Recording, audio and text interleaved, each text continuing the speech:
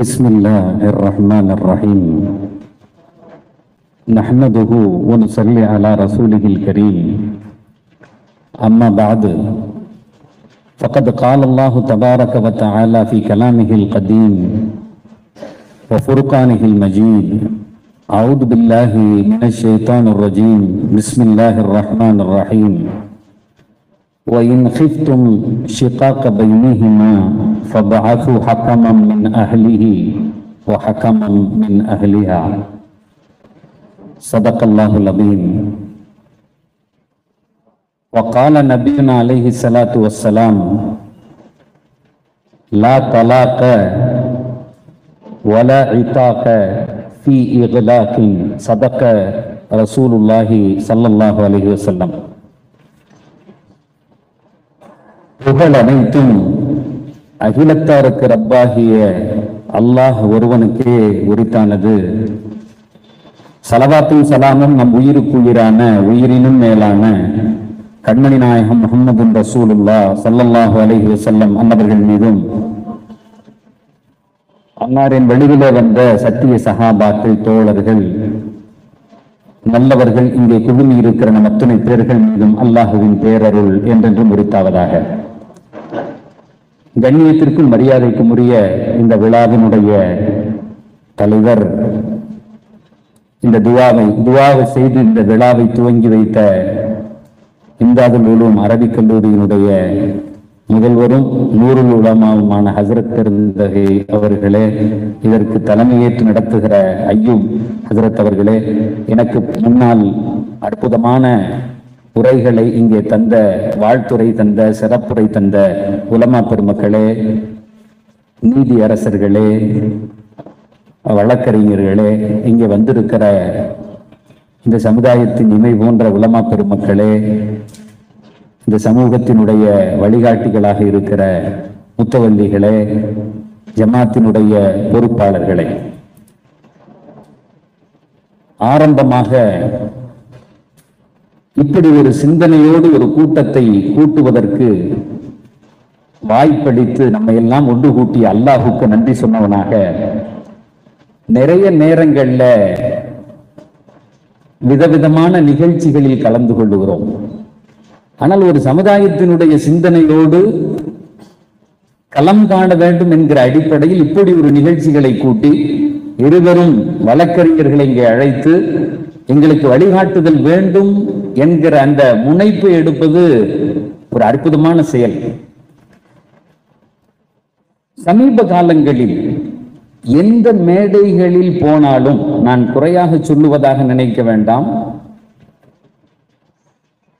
பிரச்சனைகளை பேசப்படுகிறது, தீர்வுகள் சொல்லப்படுவதில்லை. பிரச்சனையை பேசுறோம். எந்த மேடைக்கு போனாலும் அது அப்படி இருக்காங்க, இது இப்படி இருக்காங்க, ரைட்டு பேசணும். தீர்வு சொல்லணும்ல சார், இதனுடைய சொல்யூஷன் இதுதான் சார். திருக்குரானில் அல்லாஹ் சொல்லுவான், சில மனிதர்கள் உண்டு நான் தேர்ந்தெடுக்கிறேன், they will give the solution for the society. அல்லதீன யஸ்தம்பிதுன மின், தங்களுக்கு முன்னால் குரானையும் ஹதீஸையும் வைத்துக் கொண்டு இந்த சமூகம் எக்காலமும் சந்திக்கிற பிரச்சனைகளுக்கு மிகச் சரியான வழிகாட்டுதல்களை தருவார்கள் என்பவர்களை குரான் அடையாளப்படுத்துகிறது. அப்ப இந்த சமுதாயத்தினுடைய பொறுப்பு தேடி பிடிக்கணும். ஏன்னா மற்ற எந்த வழியில நீங்க தீர்வு தேடினாலும் இந்த உலகத்துல நீங்க சரியா அடைய முடியாது. நம்முடைய ஒரே வழிகாட்டி குரானும் ஹதீஸும் தான். அதுதான் நமக்கு வழி சொல்லணும். இன்னைக்கு நம்ம இந்த சமுதாயத்தில் இருக்கக்கூடிய பிரச்சனையில் மட்டுமல்ல, இது மாதிரி 1000 பிரச்சனை வந்தாலும் பதில் இருக்கு. நம்ம அதை பத்தி கவலைப்பட வேண்டியதில்லை.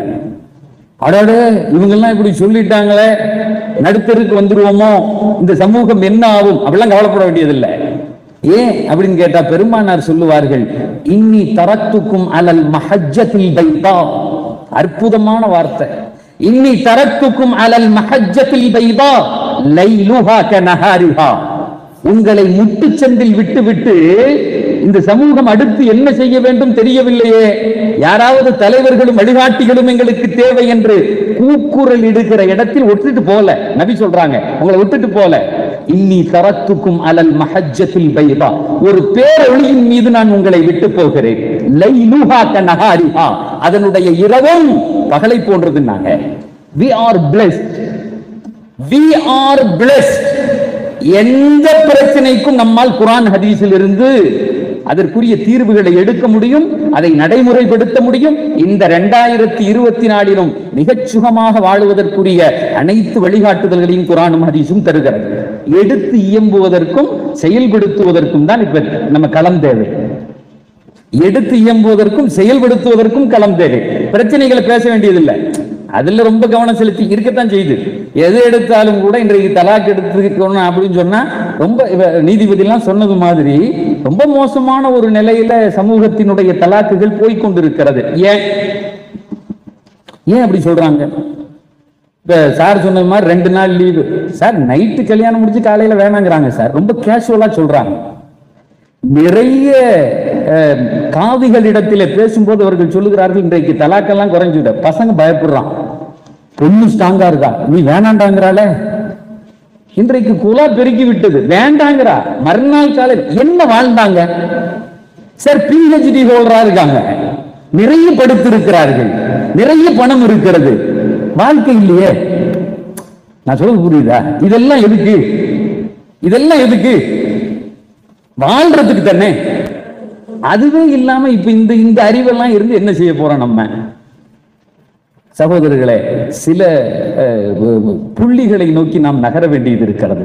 ஏன் நம்முடைய குழந்தைகளின் திருமணங்கள் இடையிலே நின்று போகின்றன பார்க்கணும். நிறைய சொல்யூஷன நம்முடைய சார் சொன்னாங்க.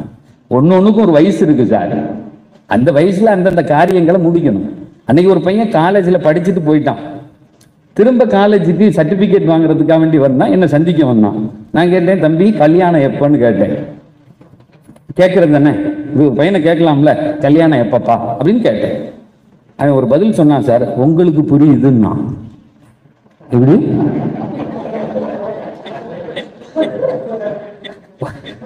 உங்களுக்கு புரியுது. நான் கேட்டேன், என்னடா சொல்ல வர்றேன்னு. முடிஞ்சா ஒரு தடவை வீட்டுக்கு வாங்க, இன்னும் சின்ன பையனாவே நினைக்கிறாங்க சார். என்ன தெளிவா சொல்றாங்க, இன்னும் சின்ன பையனாவே என்ன எதுவுமே ஏத்துக்கிறது இல்லை அவங்க. நீ சின்ன பையன் சும்மாறா அப்படின்றாங்க. நான் என்ன செய்யறதுன்னு கேட்கிறானே. பிள்ளைகள் தயாராகி விட்டார்கள், பழைய மாதிரி எல்லாம் இல்லை. அவன் ரொம்ப தெளிவா இருக்கான். ஆனா நம்ம இன்னும் சின்ன பிள்ளையாவே பாக்குறோம். அந்தந்த வயசு முடியும் போது அதை செஞ்சு கொடுக்கணும்னாங்க நபி. ஒரு ஹதீஸ்ல சொல்றாங்க, 3 விஷயங்கள். ரூபி அல் கலமு அன் சலாத். பெருமானார் அழகா பேசுவாங்க. 3 பேரை விட்டு பேனா உயர்த்தப்பட்டதுன்னாங்க, அவர்களுடைய பாவம் எழுதப்படாதுன்னு சொன்னாங்க. 3 பேரை விட்டு பேனா உயர்த்தப்பட்டது, பாவம் எழுதப்படாது, நன்மைகள் எழுதப்படும். அதுல பெருமானார் சொல்லுகிறார்கள், அந்நஇமு ஹத்தா இஸ்தையகம். ஒருத்தன் தூங்கிட்டு இருந்தான்னா அவன் எந்திரிக்கிறது வரையும் எந்த பாவத்தை அல்லாஹ் எழுதுறதில்லை. அந்நஇம் ஹத்தா இஸ்தையகம். those who are sleep, அங்கிருந்து எந்திரிக்கிறது வரையும் ஒண்ணும் கிடையாது, பாவம் கிடையாது, அவன் பாட்டுக்கு தூங்கிட்டு இருப்பான். 2வது சொன்னாங்க, அஸ்ஸபியு, ஒரு குழந்தை வயதை அடைகிற வரை அல்லாஹ் பாவத்தை எழுதுறதில்லை. ஒரு குழந்தை பெரிய மனிதனாகிறது வரை எந்த தப்பு செஞ்சாலும் பாவங்கள், நல்லது செஞ்சாலும் எழுதிக்குவாங்க. அஸ்ஸபியு ஹத்தா யப்லு. 3வது பெருமானார் சொல்லுகிறார்கள், அல் மஜ்னூனு ஹத்தா யஸ்தைகிர். கொஞ்சம் அறிவிலே தடுமாறி இருக்கக்கூடியவன், ஒரு மஜ்னூன்னா கொஞ்சம் மனநிலை தடுமாறியவர், அவர் சரியாகிறது வரை அல்லாஹ் பாவத்தை எழுதுறார். அவர் மேல தொழுகை கிடையாது, ஹஜ்ஜி கிடையாது, ஜக்காத் கிடையாது, கிடையாது. ஒருத்தர் கொஞ்சம் மென்டலி ரிட்டார்டட், திடீர்னு மூளை குழம்பிருச்சு, அவர் மேல அல்லாஹ் எந்த பாவத்தையும், அவருக்கு தொழுகை கிடையாது. ஏன்னா இஸ்லாத்தினுடைய அடிப்படை தொழுகையோ நோன்போ ஹஜ்ஜோ ஈமான் கொள்றதோ எதுவாக இருந்தாலும் முதல்ல சொல்லுவாங்க ஆக்கிலாக இருக்க வேண்டும், அறிவுள்ளவனா இருக்கணும், அவனுக்கு புரியணும் என்ன பேசுறோன்னு. அவனுக்கு இல்லாதவனுக்கு தொழுகை இல்லை. இது ஒரு கூட்டத்துல சொன்னேன் சார். ஒருத்தர் 2வது நாள் வந்தாரு, ஏத்துட்டு நீங்க பேசுனா அதை ஏத்துக்கிறாங்க, நாங்க பேசுனா ஏத்துக்க மாட்டேங்கிறாங்களேன்னாரு. என்ன தெளிவா சொல்லுங்கன்னு. இல்லை நீங்க நேற்று ஒரு செய்தியை சொன்னீங்க, யாரெல்லாம் கொஞ்சம் லூஸா இருக்கானோ அவனுக்கு தொழுகை கடமை இல்லைன்னு. நான் வெளியே போனேன், என் நண்பர் வந்தாரு, அவர் எப்போதுமே தொழுவ வர மாட்டேங்கிறாரு, அஜர்த்து ஒண்ணு லூசுன்னு சொன்னாருன்னு. அப்புறம் கேட்டேன், நான் தான் சொன்னேன்னு சொன்னியான்னு. இல்ல அஜரத்துன்னு சொன்ன. நல்ல வேலைடா, அதையும் என் மண்டையை பேத்துருவான்ல. இது எப்படி விளங்குறான் பாருங்க. தொழுவ வராதவர்னா அவன் சார் அப்படியா நம்ம இதை அர்த்தம் எடுக்கிறது, எப்படி புரியறதுன்னு ஒன்று இருக்குல்ல. அப்ப பெருமானார் சொன்னாங்க, சபி பெரியவனாகுவதை குடும்பத்தார்கள் அவனை கொஞ்சம் பார்க்கணும். ஒரு குழந்தை பெரியவன் ஆயிட்டான்னு கண்காணிக்க வேண்டியது உங்கள் பொறுப்பு. ஏன்னா அன்னையிலிருந்து தவறுகள் எழுதப்பட போகின்றன. நான் சொல்றது புரியுதா? யதார்த்தத்தை விளங்கணும். நம்ம குடும்பத்தில் உள்ள பிள்ளைகளை கண்காணிக்க வேண்டும், பார்க்கணும். நாங்க சதியிலிருந்து அவன் குழந்தையிலிருந்து மாறுகிறானா அப்படிங்கிறது ஒரு பெற்றோருக்கு கண்டிப்பா தெரியணும். அவங்க புரிஞ்சு அவனை கைட் பண்ணணும். இன்றைக்கு கவுன்சிலிங் அந்த நிகழ்வுகளை ஆரம்பிக்க கூடிய ஒரு நிகழ்வு இது. பொதுவாக அவங்க நம்ம ஜட்ஜி சார் சொல்லும்போது அழகா சொன்னாங்க, இதே மாதிரி திருமண கவுன்சிலிங்கள் நடத்தப்பட வேண்டும். ஏன் அந்த புரிதல் இல்லை? ஏன் தலாக்குகள் நிகழ்கிறது? நான் ஒண்ணு சொல்லட்டுமா? முதல்ல கல்யாணம்னா என்னன்னு அத்தாமைக்கே தெரியல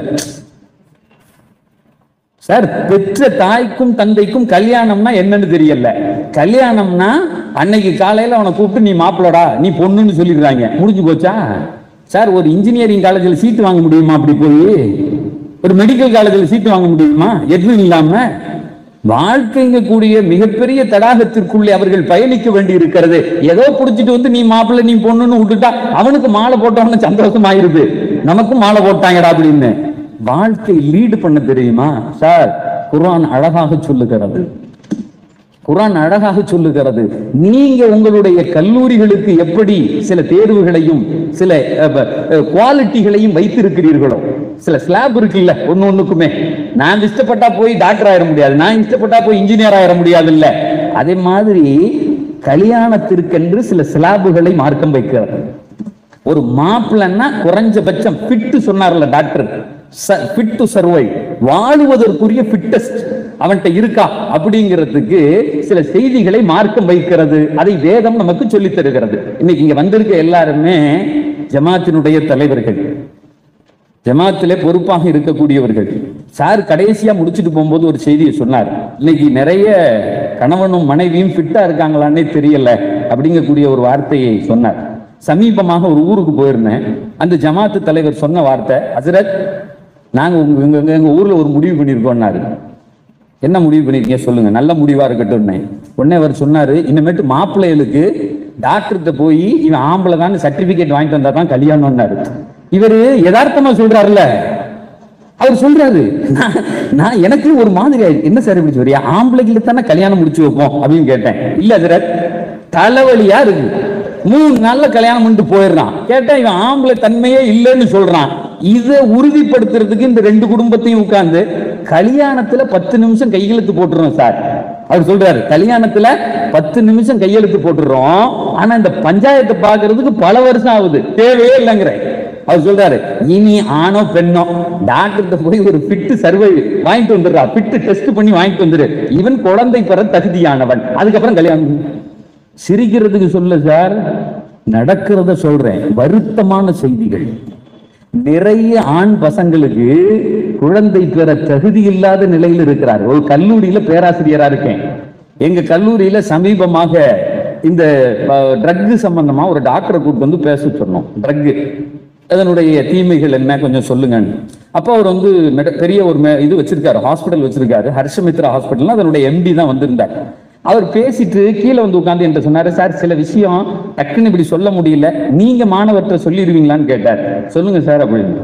அவர் சொன்னாரு, ஒரு பையன் இந்த சாதாரண இந்த கூல் லிப்பு இந்த மாதிரி இந்த கடைகளில் கிடைக்கிற சில பாக்க ஐட்டங்களை வாயில போட்டுக்கிறான் சார், உங்க மாணவர்கள்ட்ட சொல்லுங்க, இதனால உங்களுக்கு கேன்சர் வரும், இதனால உங்களுக்கு கொலஸ்ட்ரால் வரும், பிபி வரும், சுகர் வரும், இதெல்லாம் வேணும் சார்.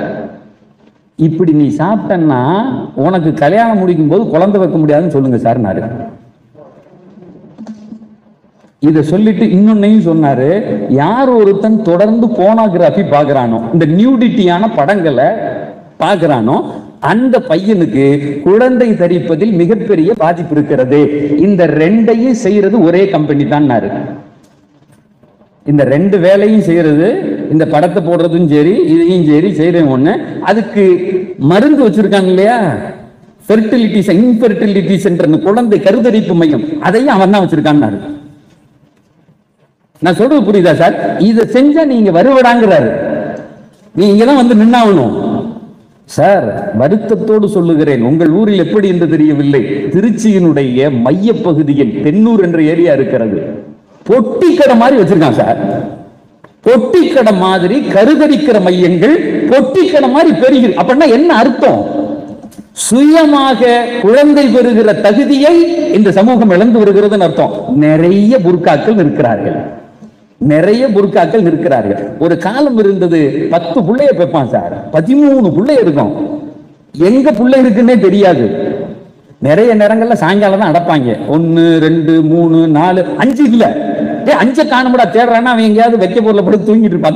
அத்து கூட அவனை இப்படி ஒரு பிள்ளைய பெத்துக்கிட்டு அப்பனும் தாங்குறான், அம்மாவும் தாங்குறா. அந்த பையன் எப்படி ஆயிட்டான் தெரியுமா? இன்னைக்கு யதார்த்தத்தை சொல்லட்டுமா, ஒரு காலம் இருந்தது குழந்தைகளுக்கு எல்லா பொம்மை பொருள்லாம் வாங்கி கொடுப்பாங்க, அது விளையாடிக்கிட்டு இருக்கும், அந்த பொருளை தூக்கி அடிக்கும் உடைக்கும். இன்னைக்கு குழந்தைகள் சும்மா இருக்கிறது, பொம்மைகள் விளையாடுகிறது. நம்ம வீட்டுல எல்லாம் பார்த்துருப்போம்ல, புள்ள இப்படி பொம்மை மாதிரி உட்கார்ந்துருக்கு, அந்த பொம்மை டாண்டாம அடிச்சுக்குது, அதே ஓடுது உடையாடுது. இப்ப நிலைமை தலைகளை மாறிடுச்சு. இப்படி ஒரு புள்ளைய தக்காளி மாதிரி கத்திரிக்காய் மாதிரி பெற்று என்ன செய்ய போறோம்? என்ன செய்ய போறோம்? இந்த சமூகம் எங்கே வந்து நிற்கிறது? மிகச் சரியாக பார்க்க வேண்டும் என்று சொன்னால் குர்ஆன் சில செய்திகளை முன்வைக்கிறது. அந்த செய்திகளை தீர்வாக சொல்லுகிறேன். நீங்கெல்லாம் சமூகத்தினுடைய மிக உயர்ந்த கிரீம்ஸ், உங்களை கொண்டு பல வழிகாட்டுதல்கள் கிடைக்கும் என்கிற காரணத்தினால் அதை சொல்லுகிறேன்.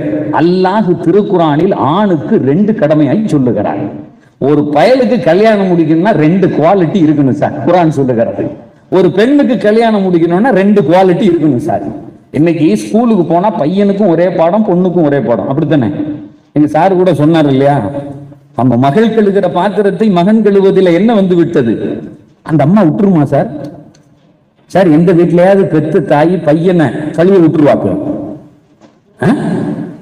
ஹதீஸ்ல வருகிறது, வலா யுஸிரு அலா வலதிஹா, ஒரு பெண்ணை அவனுடைய சகோதரனை விட அந்த பெண்ணை தாழ்த்தி பார்ப்பது அவன் சுவனம் போவதை தடுக்கும் என்று பெருமானார் சொன்னார்கள்.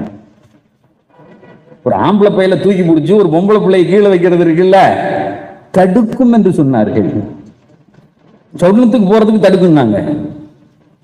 அப்ப இப்ப என்ன செய்யறோம் அப்படின்னு சொன்னா, பார்சியாலிட்டி. அந்த பார்ட் குர்ஆன் சொல்லுகிறது 2 குணம் வரணும்.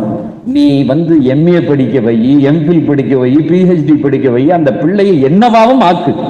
ஆனால் ஒரு குடும்பத்திற்கு தகுதியானவனாக ஆக்க வேண்டும் என்று சொன்னால் ஒரு ஆணுக்கு 2 கடமை என்று குர்ஆன் சொல்லுகிறது. இத வந்து நம்ம பிள்ளைகளுக்கு நாம் சொல்லிக் கொடுக்கணும். அல்லாஹ் குர்ஆன்ல சொல்றான், அர்-ரிஜாலு கவ்வாமூன அலன் நிசா. இதுதான் சார் செய்தி. திருப்பூர்ல இடையில ஒரு திருமணத்துல பேசுறதுக்கு வேண்டி கூப்பிட்டுருந்தாங்க. இந்த செய்தி அப்படியே சொன்னேன். கல்யாணம்னா ஏன்னு கேட்டா நிறைய இந்த பனியன் கம்பெனி ஓனர்ஸ் வந்திருந்தாங்க. அப்ப அதுல பேச சொன்னாங்க, எங்க இஸ்லாம் சில கடமைகளை சொல்லுகிறது. ஆண் மகனுக்கு 2 குவாலிட்டி வேணும், அது இருந்தா மட்டும்தான் திருமணம் முடிச்சு கொடுக்கணும், அப்படி இல்லைன்னா பெத்தவங்க அவனுக்கு அதை வளர்க்க வைக்கணும் அப்படின்னு சொல்லுது. பெண்ணுக்கு 2 குவாலிட்டி சொல்லுதுன்னு சொல்லிட்டு இது சம்பந்தமா பேசினேன் சார். நான் மிகைப்படுத்தி பேசல, நான் பேசி முடிச்சுட்டு இறங்கின உடனே நிறைய அந்த மாற்று மத சகோதரர்கள் என்கிட்ட வந்து போன் நம்பர் வாங்கிட்டு கேட்டாரு, பாய் இதே செய்தியை எங்க வீட்டு கல்யாணத்துல பேசுவீங்களான்னு கேட்டாரு. இதே செய்தியை எங்க வீட்டு கல்யாணத்துல பேசுவீங்களான்னு கேட்டாரு. நான் வந்து பார்க்கலாங்க அப்படின்ட்டு போயிட்டேன். கார் எடுக்கிறதுக்கு போய் என் முன்னாடியும் பின்னாடியும் காரை போட்டான்னு எடுக்க முடியாம தடவிக்கிட்டே நிக்கிறேன். அப்ப வேகமா ஒருத்தர் வந்து கேட்டாரு, எனக்கும் திருச்சி தான் பாய், எங்க வீட்டு கல்யாணத்துல நீங்க பேச வருவீங்களான்னு கேட்டாரு. நான் ஏதோ சமீபமா வச்சிருக்காரு பொழுது அப்படின்னு. எப்பங்க கல்யாணம்னு கேட்டேன். இல்ல பையன் 4வது படிக்கிறான்னு. அல்ல அவங்க எண்ணத்தை கபூல் செய்து வந்துட்டேன், அவ்வளவுதான். ஆனா அந்த அட்டாக்கு ஆசை இதை வந்து பேசியா நீ. குர்ஆன் சொல்லுகிறது, முதல் செய்தியாக இறைவன் பதிவு செய்கிறான், உங்கள் மகன் தகுதியாக இருப்பதற்கு முதல் தகுதி என்ன தெரியுமா? லீடர்ஷிப் குவாலிட்டி என்று குர்ஆன் சொல்லுகிறது.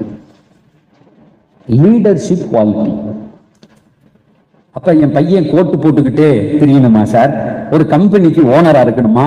நுனி நாட்டுல இங்கிலீஷ் பேசணுமா? நம்ம லீடர்னா ஒண்ணு வச்சிருப்போம்ல, ஒண்ணுக்குமே அந்த மாதிரி குவாலிட்டி இருக்கணுமா?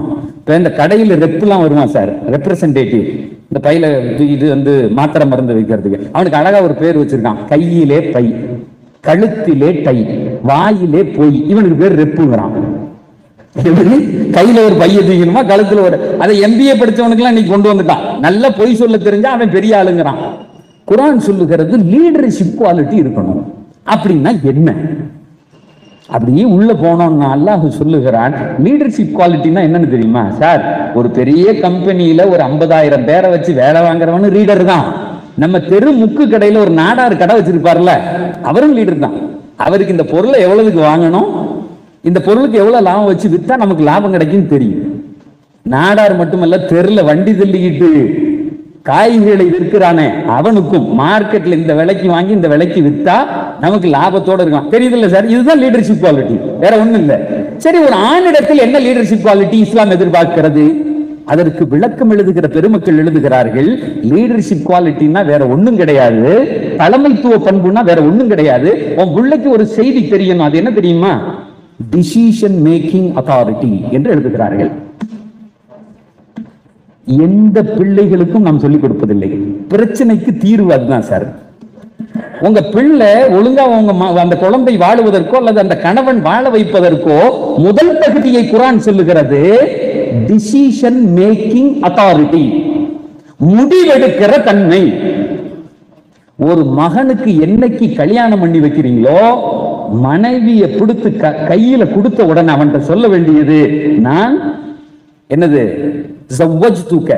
ஒரு அத்தா சொல்லணும்னு பெருமானார் சொல்றாங்க, சம்மைத்துக, உனக்கு நான் பெயரிட்டேன், ஜவ்வஜ்துக, உனக்கு நான் திருமணம் முடித்துக் கொண்டேன், கொடுத்தேன். அஊது பில்லாஹி மின்க ஃபி அதாபில் ஃபித்னத்தி துன்யா வ அதாபில் ஆഖിറா. ரசூலுல்லாஹ் சொல்றாங்க, அந்த கையை பிடிச்சுக்கணுமா, பிடிச்சிட்டு சொல்லணுமா, இந்த உலகத்தில் உன்னால் ஏற்படுகிற ஃபித்னாக்களை விட்டும் உன்னால் மறுமையில் எனக்கு ஏற்பட போகிற அதாபுகளை விட்டும் பாதுகாப்பு தருவேன். கையை தூக்கிடணும் அத்தான்ட்டாங்க ரசூலுல்லாஹ். சொல்லணும் நாங்க சார், நான் யதார்த்தத்தை பேசுகிறேன். டிசிஷன் மேக்கிங் அத்தாரிட்டினா என்ன சார்? கல்யாணம் முடிச்சு கொடுத்து பொண்டாட்டி கொடுத்த உடனே சொல்லிடணும், இனி உன் குடும்பத்துக்கு நீ தான்ப்பா முடிவு எடுக்கணும். எத்தனை குடும்பத்துல சொல்றோம் சார்? அவனுக்கு புள்ள பிறந்து அவன் ஒரு தொழில் வைக்கிறது வரையும் அத்தா தான் முடிவு பண்றாரு, கூடாதுங்கிறேன். அத்தாவினிடத்தில் ஆலோசனை கேட்கலாம், முடிவு என்ன எடுக்கணும். 1000 பேரிடத்தில் ஆலோசனை கேட்பலாம், அதுல அத்தாவும் ஒண்ணு அம்மாவும் ஒண்ணு, முடிவு பையன் எடுக்கணும். ஏன்? அந்த முடிவுக்கான பிரதிபலனை அவன் குடும்பம் தான் அனுபவிக்கும் என்று குர்ஆன் சொல்லுகிறது. கல்யாணம் பண்ணியாச்சா, குழந்தை வந்துருச்சா, எந்த ஹாஸ்பிட்டல் போகணும், பையன் தான் முடிவு பண்ணணும். குழந்தை பிறந்துருச்சா, எந்த ஸ்கூல்ல படிக்கணும், பையன் தான் முடிவு பண்ணணும். நீங்க முடிவு பண்ண கூடாது என்று சொல்லுகிறது. சரி, நான் கேட்கிறேன், நம்ம பண்ற முடிவு எல்லாம் சரியாவே இருந்துருமா? நிறைய நேரங்கள்ல முடிவு எடுக்கிறோம்ல, தப்பா போகும். சில நேரத்தில் தப்பா முடிவு எடுத்துருவோம். சார் 50 வருஷமா கடன் நடத்துறாரு, 51வது வருஷம், ஏங்க 50 வருஷம் எக்ஸ்பீரியன்ஸுங்க, 51வது வருஷம் ஜாலியா அப்படி சட்டை இழுத்து விட்டு உட்கார்ந்து அப்படி வந்து அவருடைய சேர்ல உட்காருவாங்க. சொல்லுங்களேன் பார்ப்போம். 50வது வருஷம் முடிஞ்சு 51வது வருஷம் முதல் நாள் சீட்ல உட்கார்ந்த உடனே ஒரு பஞ்சாயத்து வந்துச்சுன்னா ஏசிக்குள்ள அவருக்கு வேக்கும். அதுதான் இயற்கை. என்ன கொஞ்சம் எக்ஸ்பீரியன்ஸ் இருக்கும், தீக்கிறதுல கொஞ்சம் சீக்கிரம் தீத்துருவாரு, பையன் கொஞ்சம் லேட்டா தீர்ப்பான். அப்படித்தானே உண்மை சார்? நமக்கு ஒரு நாளைக்கு ஒவ்வொரு நாளும் புதிய நாட்கள் தான், புதிய பிரச்சனைகள் தான், அணுகிறது புதிய செய்தி தான். அப்ப இஸ்லாம் சொல்லுகிறது, அப்படி ஒரு முடிவெடுத்து அதில் நீ தவறாக எடுத்து விட்டாய் என்று சொன்னால், முதல்ல என்ன சொல்லிச்சு? Decision making. அதுக்கடுத்து ப்ராப்ளம் சால்விங் என்ற ஒரு செய்தியை சொல்லுகிறது. அந்த ப்ராப்ளத்தை நீ தான் தீர்க்கணும். இந்த செய்தியை திருக்குர்ஆன்ல முதல் வசனமாக அல்லாஹ் வைக்கிறான். ஒரு ஆணுக்கான தகுதிக்கு முதல் வசனம் இது இருக்கா? இன்னைக்கு அவங்கவங்க பார்த்துக்கணும். இதை யாரு சொல்லிக் கொடுக்கணும்னா, சமூகம் சொல்லிக் கொடுக்கணும், பெற்றோர்கள் சொல்லிக் கொடுக்கணும். அந்த பையனுக்கு ஒரே நாள்ல காலைல எழுந்திரிச்சோன்னா நாளைக்கு காலைல உன் வீட்டுக்காரம்மாவை பார்த்துக்கடா தெரியாது. அவன் ஒரு வயசு வந்த உடனே குடும்ப சூழ்நிலைகளில் அவனை உள்ள இழுக்கணும், அத்தா மஷூரா பண்ணணும், அவன்கிட்ட ஆலோசனை பண்ணும். தம்பி இதை மாதிரி செய்ய போறேன், செய்யலாமா வேண்டாமா கேட்கணும். அவனுக்கும் ஒரு பொறுப்பு வரும். இன்னைக்கு இல்லவே சார், நான் தவறாக சொல்லவில்லை, ஜெனரேஷன் கேப்ல ரொம்ப மோசமா போயிட்டோம். நம்ம காலேஜ்ல படிக்கிற பசங்களை கூப்பிட்டு என்னடா ஆக போறேன்னு கேட்கிறேன். நீ என்னப்பா ஆக போற, இதுக்கு என்ன சார் பதில் சொல்லணும்? நான் ஒரு இண்டஸ்ட்ரியலிஸ்ட் ஆவேன், ஒரு பணக்காரன் ஆவேன், தொழில் இப்படிலாம் சொல்லணும். அது எங்க அத்தாட்ட தான் கேட்கணும். நானு எப்படி சொல்றான்? அது எங்க அத்தாட்ட தான் கேட்கணும். ஏன்டான்னு அவர் தானே கொண்டு வந்து இந்த காலேஜில் சேர்த்து விட்டாருங்க. உங்களுக்கு புரியுதா? சேர்த்து விடுறது நீ தான், வேலை வாங்கி கொடுக்கறது நீ தான், எல்லாமே நீ பாரு. ஒரு காலத்துல பெத்தவங்க காலேஜுக்குலாம் வரமாட்டாங்க, இவனே போய் கையெழுத்து போட்டு காலேஜில் சேர்ந்துக்கணும், தலைகீழ நின்று வேலையை தேடணும், இவனே போயிடணும். இந்த காலத்துல அப்படி இல்லவே இல்லை. பிள்ளைகள் மாறி இருக்கிறார்கள், அவனுக்கு எந்த பொறுப்பும் கொடுக்கறது இல்லை, ரொம்ப லெத்தாஜியா விடுறோம். ரெண்டு விஷயம், முடிவு அவன் எடுக்கணும், முடிவுக்கு தவறு நிகழ்ந்து விட்டால் அந்த ப்ராப்ளத்துக்கு அவன் தான் சொல்யூஷன் கொடுக்கணும். இந்த வார்த்தையை அல்லாஹு தஆலா திருக்குர்ஆன்ல சொல்றான், அர்-ரிஜாலு கவ்வாமூன அலன் நிசா. உலமாக்களிடத்துல கேளுங்கள், சில நேரங்களில கவ்வாம் என்பது அவனுடைய பொறுப்பு அப்படிலாம் சொல்லுவாங்க, அதுக்கு லீடர்ஷிப் குவாலிட்டி, தலைமைத்துவ பண்பு என்று அழகாக எழுதுகிறார்கள். முதல் செய்தி. ரெண்டாவது எழுதுறாங்க, அர்-ரிஜாலு கவ்வாமூன அலன் நிசா பிமா ஃபல்லல்லாஹு பிஹி பஅதுஹும் அலா பஅதின் வ பிமா அன்ஃபகு. ரெண்டாவது, அந்த குடும்பத்துக்கு செலவு செய்கிற தகுதி அந்த பையனுக்கு இருக்கான்னு பார்க்கணும். தான் மனைவிக்கும் தான் குழந்தைகளுக்கும் காசு கொடுக்கணும், அவன் தான் சாப்பாடு வாங்கி கொடுக்கணும், அவன் தான் அந்த பிள்ளைகளை பார்த்துக்கணும், எல்லாம் செய்யணும். இது அவனின் மீது கடமை, பெற்றவங்க பார்க்க கூடாது. உன் குடும்பத்துக்கு நீ தான் பார்க்கணும். பெருமானாரிடத்திலே ஒருத்தர் வந்து கேட்கிறார், ஒமா ஹக்கு ஜௌஜி யா ரசூலல்லாஹ், what is the responsibility of the husband? ஒரு ஹஸ்பண்டுக்கு என்ன கடமை? ஒருத்தர் வந்து சிம்பிளா கேட்கிறார், சார் ஒரு ஹஸ்பண்டுக்கு என்ன கடமைன்னா நம்ம எல்லாம் எவ்வளவு யோசிப்போம், அப்போ பெரிய வேலையா? 5 வார்த்தையில சொன்னாங்க, 2 விஷயம் செய்யணும், 3 விஷயம் செய்யக்கூடாதுன்னாங்க. இதுதான் எங்க நபி எங்களுக்கு கொடுத்த கிஃப்ட். ஒரு ஆணுக்கான கடமை என்ன? பெருமானார் சொல்லுகிறார்கள், 2 விஷயம் செய்யணும், 3 விஷயம் செய்யக்கூடாது. உடனே அவர் கேட்டுக்காரா, யார சொல்ல அந்த 2 விஷயம் என்ன 3 விஷயம் என்ன சொல்லி கொடுங்க, எனக்கு கல்யாணம் ஆக போகுது. பெருமானார் சொல்லுகிறார்கள், துத்ஐமுஹா இதா தஐத், நீ என்ன உண்ணுகிறாயோ உன் மனைவிக்கு கொடுக்க வேண்டும். நான் முதல் செய்தி, நம்ம சாப்பிடுறத நம்ம வீட்டுக்காரம்மா கொடுக்கணும். நான் கேட்கிறேன், இன்னைக்கு அப்படியே நடக்குது? அந்த அம்மா செஞ்சு வைக்கிது, நம்ம சாப்பிடுறோம். உண்மை அப்படிதானே? அவங்க என்ன செஞ்சு வச்சிருக்காங்களோ அங்க போய் உட்கார்ந்தவன தான் தெரியும். நிறைய பேர் சாயங்காலம் கடையை மூடிட்டு வீட்டுக்கு போகும்போது அந்த அம்மா சொல்லுவோம், எங்க மதியானம் கரியானோ இன்னைக்கு ஒன்றும் செய்யல, உப்புமா தான் செஞ்சிருக்கேன்னு. ஒன்ன உப்புமாவா, நீனே தின்னு தொலை அப்படின்னு டக்குன்னு வண்டி எடுத்துட்டு வெளியே போயிடுவாரு ஆஜியாரு. போயிடுறோம்ல சார், இன்னைக்கு தெருவுக்கு தெருவு மந்தி கடை திறந்துருக்கான், நமக்கா வேண்டிய. அது நைட்ல தான் பயங்கரமான வியாபாரம். ஒரு பையன்கிட்ட கேட்டேன், ஏன்டா மந்தின்னு வச்சிருக்கான்னு. அவன் சொன்னா தொந்திய வழக்கன்னா. பசங்க நல்லா பேசுறாங்க, தொந்திய வழக்க அப்படின்னா. மந்தி கடைக்கு போறது மட்டும் பிரச்சனை இல்லை சார், சாப்பிட்டுட்டு அதை ஒரு செல்ஃபி எடுத்து அவளுக்கு அனுப்புறது எவ்வளவு பெரிய ஒரு பக்கரமான குணம் தெரியுமா? நிறைய வீட்டில் நடக்குது.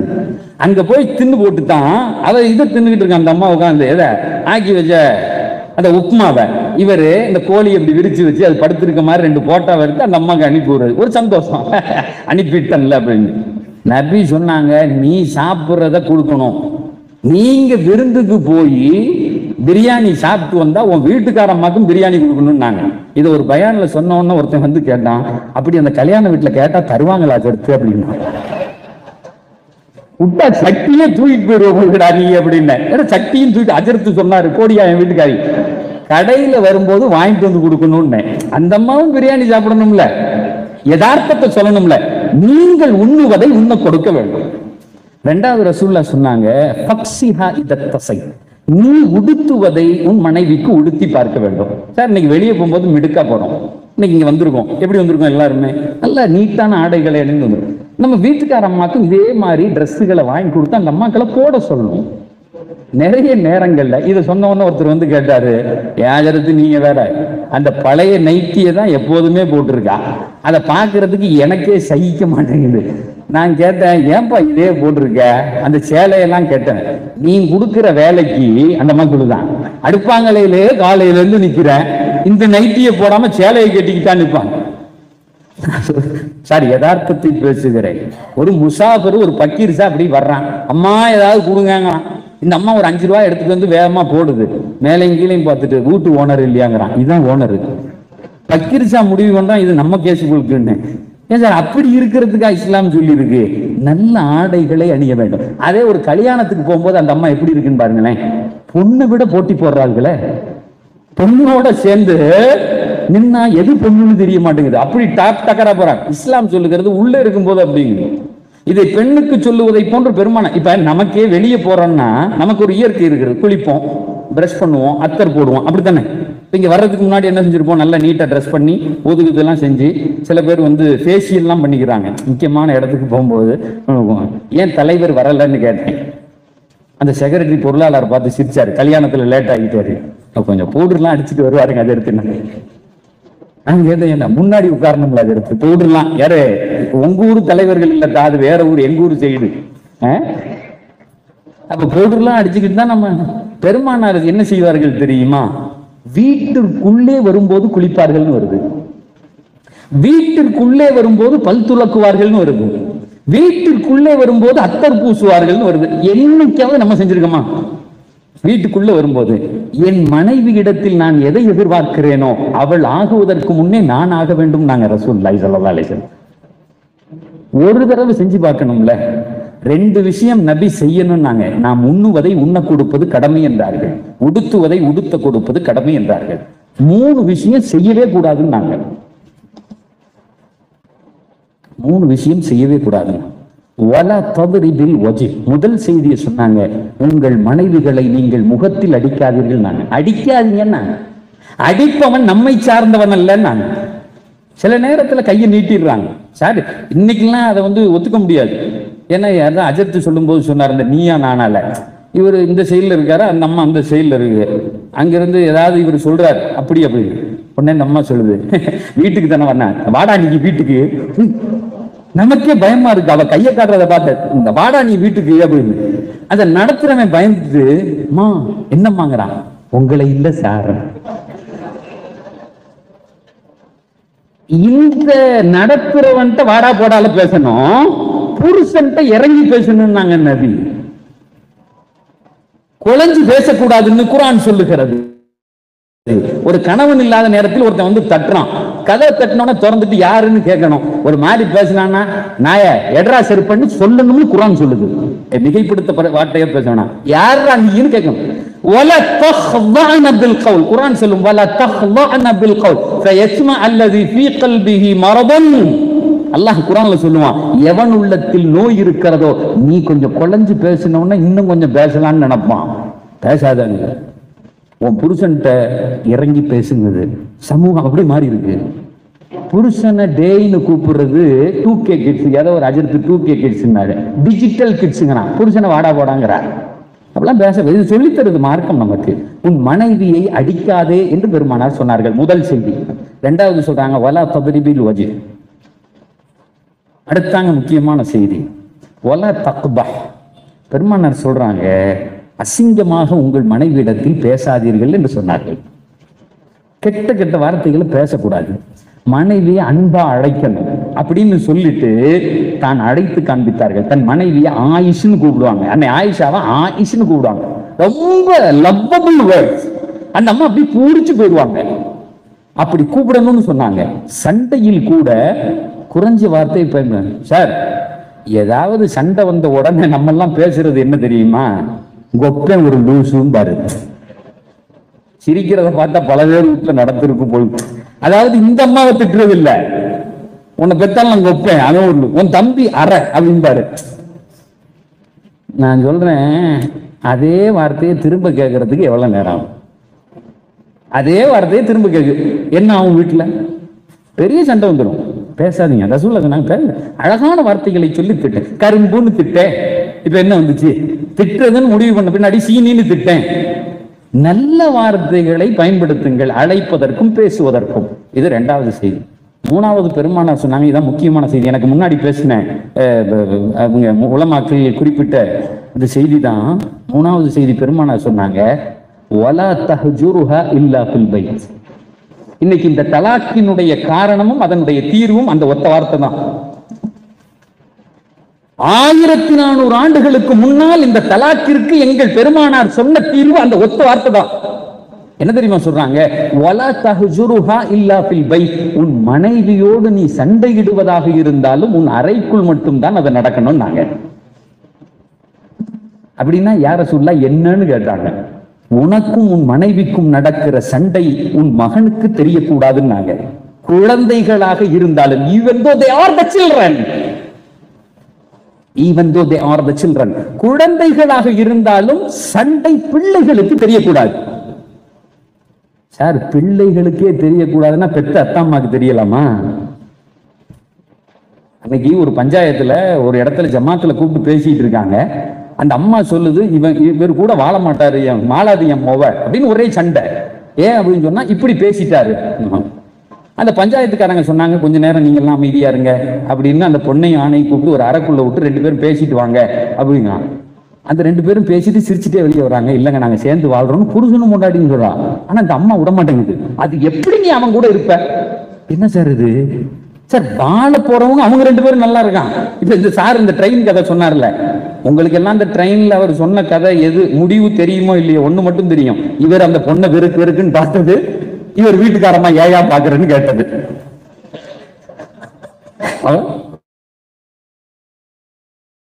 அது மட்டும் நமக்கு தெளிவா நிக்கும். ஆனா மத்ததெல்லாம் மறந்து போயிருக்கும். இப்ப பெருமானார் சொல்றாங்க, சண்டைய உங்களுக்குள்ள வச்சுக்கணும். தான் மக அன்னை பாத்திமாவுக்கும் அலி ரலியல்லாஹு சண்டை எல்லாருக்கும் உள்ளது தானே, வீட்டுல நடக்குது. அங்க இருந்து வர்றாங்க, வீட்டுல வந்தவொடனே தேடினாங்க. முதல்ல வெளியே போயிட்டு வந்தா வீட்டுக்கு வருவாங்க, எம்மா எங்கம்மா உன் வீட்டுக்காரன்னாங்க. ரசூலா ரொம்ப கேஷுவலா பேசுவாங்க சார், ரொம்ப கேஷுவலா. பெருமானார் மாதிரி அந்த டைமிங்ஸ் பேசுறது யாராலையும் முடியாது. ஒரு மனிதர் வர்றாரு, வயசு வாலிப வயது, அவரை கூப்பிட்டு சொன்னாங்க, எப்ப உனக்கு எப்ப கல்யாணம்னு கேட்டாங்க ரசூலா. இப்படி கேட்பாங்க சார். ஒரு பொம்பளை புள்ள பேரை அந்த போர்டுல எழுதிட்டு இப்படி திரும்பினா 15 நிமிஷம் சிரிக்கிறானே. பயலுக காலேஜ் பயலுக எதுக்கு சிரிக்கிறாங்க சார் சார் அப்படிங்கிறான். என்னடா இது?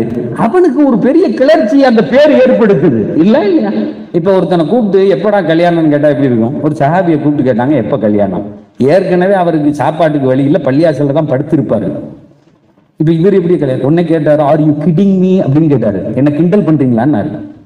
எனக்கு என்ன கல்யாணம், எனக்கே சோத்துக்கு வழி இல்லை, நான் எப்படி கல்யாணம்? பெருமா அப்படியா சரின்ட்டு சும்மா இருந்தாங்க. 2வது ஒரு மாசம் 2 மாசம் கழிச்சு திரும்ப போனார். அவரை கூப்பிட்டு எப்ப கல்யாணம் அப்படின்னாங்க. அவருக்கு சுருன்னு மண்டைக்கே ஏறிடுச்சு. என்னடா எப்ப பார்த்தாலும் கல்யாணம், யார சொல்ல என்ன கிண்டல் பண்றீங்களான்னு கேட்டாரு.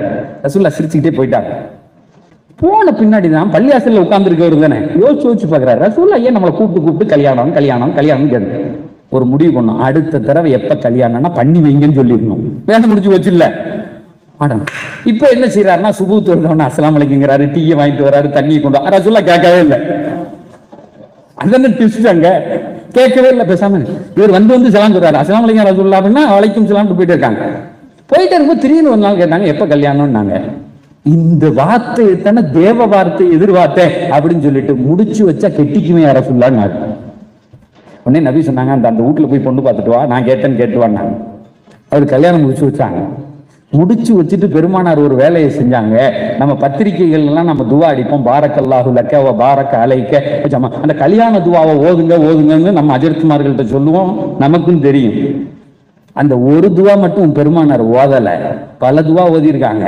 அதில் ஒரு துவா என்ன தெரியுமா? அந்த தம்பதிக்கு கல்யாணம் முடித்து வைத்து விட்டு, ஏழை தம்பதி அங்க ஒரு பள்ளியாசல படுத்திருக்காரு, சோத்துக்கு வழி இல்ல, கையை இப்படி மேல தூக்கிட்டு பெருமானார் சொல்லாங்க, அல்லாஹும்ம ஸப்ப அலைஹிமல் கைர ஸப்பன் ஸப்பா வலா தஜ்அல் ஈஷஹுமா கத்தன் கத்தா.